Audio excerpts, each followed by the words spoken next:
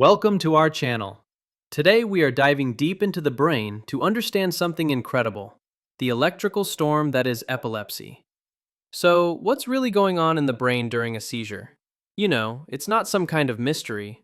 It's actually a story about electricity and balance.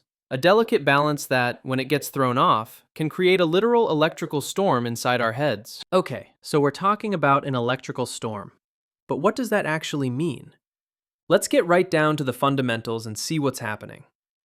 Alright, at its absolute core, a seizure is an electrical problem, plain and simple. It's the sudden, totally uncontrolled surge of electrical activity. Think of it like a biological power surge that just completely short-circuits the brain's normal operations. Okay, to really get this, we've got to zoom in. I mean, way in. We need to look at the brain's individual messengers, the neurons, because this is where the real conversation happens. Okay, so imagine your brain's entire communication system is like a car. It's got an accelerator and it's got brakes, right? The accelerator signals, well, those are what we call excitatory. They're driven by a neurotransmitter called glutamate, and their job is to tell neurons, go, fire, do something. Then you have the brakes. These are the inhibitory signals driven by GABA, and they do the opposite. They say, stop, hold on a second. And for your brain to work properly, you need this perfect, delicate harmony between the gas and the brakes. So how does this whole go and stop thing actually work? It all comes down to the flow of these tiny little charged particles called ions. When positive ions like sodium or calcium rush into a neuron, it's like stepping on the gas. It gets revved up and is much more likely to fire. But when negative ions flow in, or positive ones flow out, well, that's like slamming on the brakes. The neuron gets quieter and is way less likely to fire. So you see, it's this incredibly beautiful, finely tuned dance of positive and negative charges. But what happens when the music stops? What happens electrically when that dance gets disrupted and the whole system just breaks down? And here is the absolute crucial point. In an epileptic brain, that scale isn't just tipped a little bit, it's tipped dramatically. You've got way too much go signal, or not nearly enough stop signal, or sometimes a terrible combination of both. To go back to our car analogy, the accelerator is just floored, and the brakes have completely failed. And what happens then? The result of that imbalance is this massive runaway chain reaction. Instead of an orderly conversation between neurons, you get a total uncontrolled electrical storm. We're talking about huge groups of neurons all firing at the exact same time in this perfect chaotic synchrony. That is a seizure. So how do you possibly fix that? Well, the cool thing is understanding this electrical balance has led to some really intelligent treatments. I mean, if the problem is a loss of balance, then it makes sense that the solution is to find a way to restore it. And that is exactly what modern anti-epileptic drugs are designed to do. They don't just, shut the whole brain down. No, they're much smarter than that. They act like these incredibly skilled mechanics going in and precisely tuning the brain's electrical system. Their goal is to turn down that excess go signal and stop those electrical surges before they can even start. And what's really fascinating here is that these drugs don't just have one trick up their sleeve. It's not a blunt approach.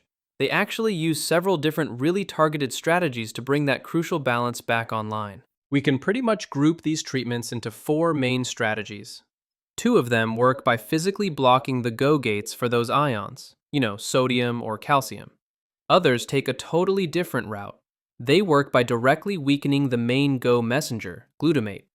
And then you've got the 4th strategy, which is to focus on strengthening the stop messenger, GABA, effectively putting better brakes on the car. All right, let's look at strategy number 1. This is a really common one. It's all about directly targeting the main go gates in the neurons. Remember how we said those positive sodium ions rush in and make a neuron fire? Well, these drugs basically act like a bouncer at a club, putting a temporary block on the channels that let those ions in. And this is what's so brilliant about it. These drugs are smart. They don't just shut down all the sodium channels in the brain. That would be a disaster. No, they selectively target the channels on the neurons that are already freaking out. The ones that are hyperexcitable and firing way too fast. What that means is they can calm the storm without messing with all the normal, healthy electrical activity that you need to, think and live. Okay, strategy number 2. This one targets a different kind of go gate. You can think of these things, they're called T-type calcium channels, as kind of like the warm-up act for a seizure. They get the neurons all primed and ready, nudging them closer and closer to that firing point. So by blocking these channels, these drugs make it way harder for that whole chaotic chain reaction to even get started. Now for a third approach, this one goes after the messenger itself. So instead of just blocking the gates, the messages go through. Some of these newer drugs work by directly tackling glutamate. Remember, that's the brain's main go chemical. It's like they're turning down the volume on the entire go system. And finally, strategy 4. The thinking here is, well, if having trouble turning down the go signals, why don't we just turn up the stop signals? So this strategy is all about amplifying the effect of GABA, which as we said is the brain's main brake pedal. And it turns out there are a bunch of different ways to boost this stop signal. For instance, some drugs you might have heard of, like benzodiazepines, they basically act as a helper. They make it easier for GABA to grab onto its receptor and hit the brakes. Then you've got others like barbiturates. They go even further. They actually hold that stop gate open for longer. And some are even more clever. They work by stopping GABA from being cleared away or broken down. So, its calming, stop message just sticks around longer.